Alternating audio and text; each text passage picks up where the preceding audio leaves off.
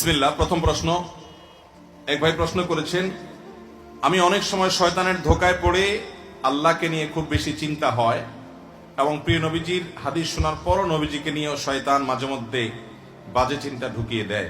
এতে কি আমার ঈমান চলে গেছে? এগুলো মনের মধ্যে আসার কারণে আমি মনে করেছিলাম আমার ঈমান নষ্ট হয়ে গেছে, তারপর আমি নিজে নিজে আবার কালিমা পড়েছি, এদিকে আমি ঠিক করেছি? দয়া করে একটু বলবেন। ভাইরা আমার, এই ব্যাধিটা এত ব্যাপক আকার ধারণ করেছে, আমাদের অনেক ভাই বোন আছেন যারা এই একই প্রশ্ন আমাদের কাছে করেন যে তাদের মনে আল্লাহকে নিয়ে বাজে চিন্তা আসে, আল্লাহ সম্পর্কে নোংরা চিন্তা ভাবনা আসে, নবী সাল্লাল্লাহু আলাইহি সম্পর্কে বাজে চিন্তা আসে।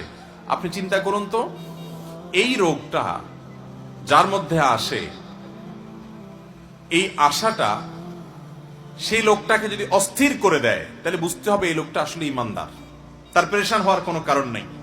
ঠিক এই একই প্রশ্ন নবী করিম সাল্লাল্লাহু আলাইহি সাল্লামকে করা হয়েছিল। একজন সাহাবী বলেছেন, ইয়া রাসূলুল্লাহ, আল্লাহ সম্পর্কে আমার মধ্যে বাজে চিন্তা আসে, যখন আল্লাহ সম্পর্কে বাজে চিন্তা আসে আমি পেরেশান হয়ে যাই, অস্থির হয়ে যাই যে কেন আমার মনে এটা আসছে। নবী করিম সাল্লাল্লাহু আলাইহি সাল্লাম বলেছেন, যাকা নাফসুল ঈমান, তোমার মনে আল্লাহ সম্পর্কে বাজে চিন্তা আসছে, আসার পরে তোমার মনটা অস্থির হয়ে গেছে, এটাই তো তোমার ভিতরে ঈমান থাকার দলিল।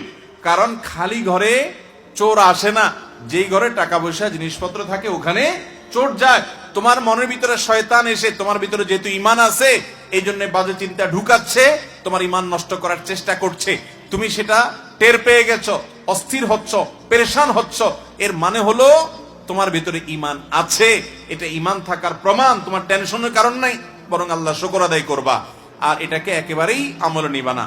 এরকম ইচ্ছার বাইরে মনে বাজে চিন্তা শয়তান ঢুকিয়ে দিচ্ছে, এর কারণে আপনার ঈমানের ক্ষতি হবে না, এর কারণে আপনি বেঈমান হবেন না, বরং এরকম পরিস্থিতি আসলে কয়েকটা কাজ করবেন। নাম্বার 1, এটাকে একদম আমলে নিবেন না। নাম্বার 2, খুশি হবেন যে আমার ভিতরে ঈমান আছে, এজন্য শয়তান আমাকে খোঁচাচ্ছে। কোন অমুসলিম, কোন ভিন্ন ধর্মের অনুসারী কিংবা কোন নাস্তিক জীবনে এই কথা বলবে না যে তার মনে এরকম হঠাৎ হঠাৎ বাজে চিন্তা আসে, কারণ ওর ভিতরে তো ঈমানই নাই। শয়তান তার কাছ থেকে ঈমান ছিনায় নেওয়ার চেষ্টাই করবে না। শয়তানকে আমরা দেখি না, গোটা কোরআন জুড়ে সবচেয়ে বেশি সাবধান করা হয়েছে আমাদেরকে শয়তানের ব্যাপারে। আদুউন মুবিন আল্লাহ তাআলা বলেছেন, সেই শয়তান সম্পর্কে আমাদের ধারণাই নেই, আমরা জানি না, আমাদের রগে রগে সে ঢুকতে পারে। ইন্নাশ শায়তানা ইয়াজরি আহাদাকুম মাজরাদ দাম, আমাদের রক্ত প্রবাহের সাথে মিশে যেতে পারে, আমাদের উপরে প্রভাব বিস্তার করে, বাজে জল্পনা কল্পনা তৈরি করে, খারাপ পথে নেওয়ার জন্য আমাদের মনের ভিতরে প্রভাব সৃষ্টি করে শয়তানে।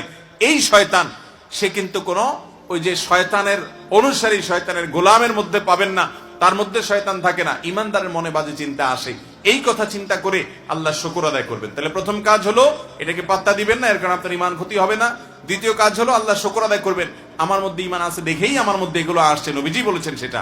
নাম্বার 3, এরকম বাজে চিন্তা আসলে আমানতু বিল্লাহি ওয়া রাসূলিহি, এটা পড়বেন, আমানতু বিল্লাহি ওয়া রাসূলিহি, আমি আল্লাহ এবং তার রাসূলের প্রতি ঈমান আনলাম। এটা বললে দেখবেন যে মন থেকে এই শয়তান দূর হয়ে গেছে। আর 4 নম্বর কাজ হলো বাম দিকে প্রতীকী থুতু নিক্ষেপ করবেন, বাম দিকে। কারণ এই জাতীয় শয়তান মনের ভিতর যে ওয়াসওয়াসা দেয়, এটা সাধারণত বাম পাশ থেকে অ্যাটাক করে, আক্রমণ করে। এবং কিছু শয়তানি আছে মানুষের মনের ভিতরে বাজে চিন্তা ঢুকায়। এই জাতীয় শয়তান থেকে পানা চাওয়ার জন্য বাম দিকে থুতু থুতু করে এরকম 3 বার ফেলবেন, থুতু ফেলবেন না, জাস্ট প্রতীকী থুতু।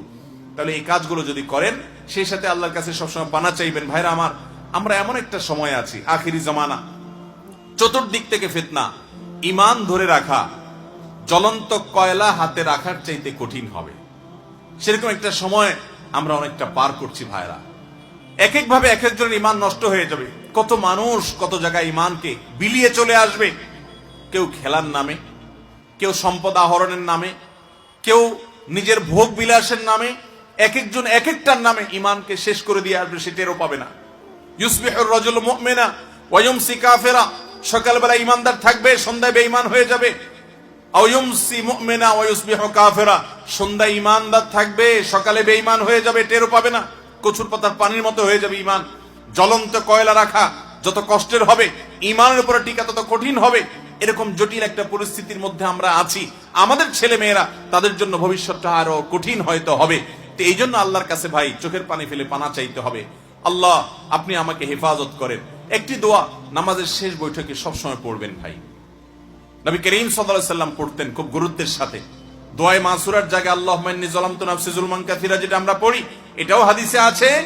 এটার জায়গায় মাঝে মধ্যে ওই দোয়াটাও পড়বেন, এটার জায়গায় ওইটা পড়বেন মাঝে মধ্যে। নবী সাল্লাল্লাহু আলাইহি ওয়াসাল্লাম পড়তেন আল্লাহুম্মা ইন্নী আউযু বিকা মিন আযাবিল কবর, আল্লাহুম্মা ইন্নী আউযু বিকা মিন আযাবি জাহান্নাম ওয়া মিন আযাবিল কবর ওয়া আউযু বিকা মিন ফিতনাতিল মাহইয়া ওয়াল মামাত ওয়া আউযু বিকা মিন শাররি ফিতনাতিল মাসীহিদ দাজ্জাল। চারটা জিনিস থেকে নবী সাল্লাল্লাহু আলাইহি ওয়াসাল্লাম পানা চাইতেন। জাহান্নাম থেকে পানা চাইতেন, কবরের আযাব থেকে পানা চাইতেন, জীবন এবং মরণের ফিতনা থেকে।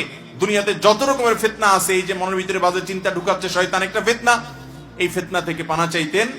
অনেকে অনেক কিছুর নামে ঈমান হারা হয়ে যাবে, সেটারও পাবে না, ঈমানের চেতনা হারা হয়ে যাবে অনেকে, এবং দাজ্জালের ফিতনা থেকে পানা চাইবো। অতএব সর্বশেষ আমল হলো আল্লাহর কাছে পানা চাইবো বেশি বেশি করে। আবারও বলছি, আল্লাহকে নিয়ে বাজে চিন্তা আসছে, প্রথমত এটাকে কেয়ার করবেন না, কারণ এটা শয়তান দিচ্ছে, এর কারণে আপনার ঈমান নষ্ট হবে না। দ্বিতীয়ত, এটা ভেবে খুশি হবেন যে এটা আপনার ভেতরকার ঈমান থাকার প্রমাণ, যে আপনার ভেতরকার ঈমান হরণের জন্য শয়তান চেষ্টা করছে, আপনি টের পেয়ে গেছেন।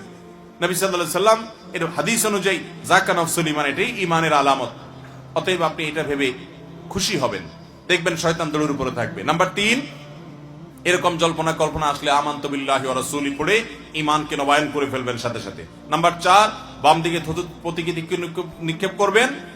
আর 5 নম্বর হলো আল্লাহর কাছে পানা চাইবেন। আল্লাহ তাআলা আমাদেরকে আখিরি জামানার বহুবিধ ফিতনার মধ্যে আমাদের ঈমানগুলোকে হেফাজত করার তৌফিক দান করুন।